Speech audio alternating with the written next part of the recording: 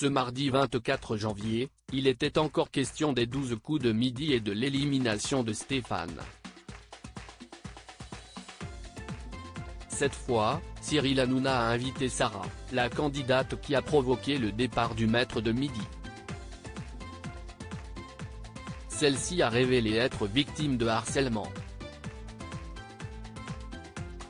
La sanction est tombée le 20 janvier dernier pour Stéphane.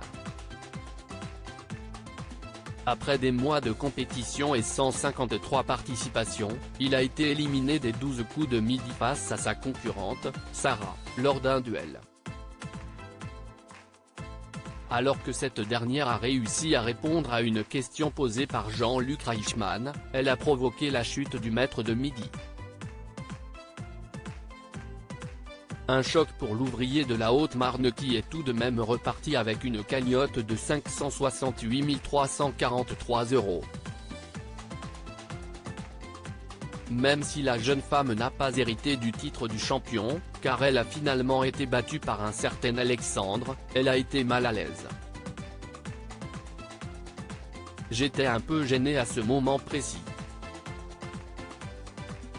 Les proches de Stéphane présents derrière lui étaient dévastés et lui, il pleurait, a-t-elle confié à Télé Loisirs.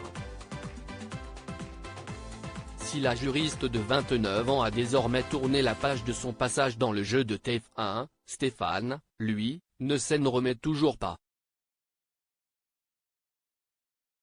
Pourtant l'émission a été enregistrée le 22 décembre dernier, soit il y a déjà un mois.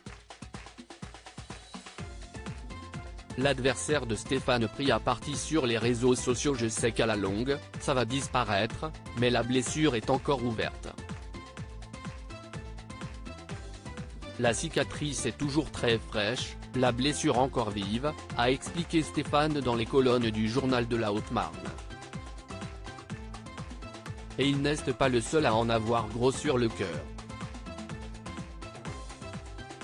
Ce mardi 24 janvier, sa concurrente Sarah a été invitée sur le plateau de Touche pas à mon poste pour dénoncer le harcèlement dont elle fait l'objet quotidiennement depuis le départ du champion des 12 coups de midi. J'ai reçu des messages pas très sympathiques, j'ai trouvé les gens hyper impliqués. Je ne m'attendais pas du tout à recevoir autant de messages, a-t-elle révélé, en dévoilant avoir été maudite par des internautes.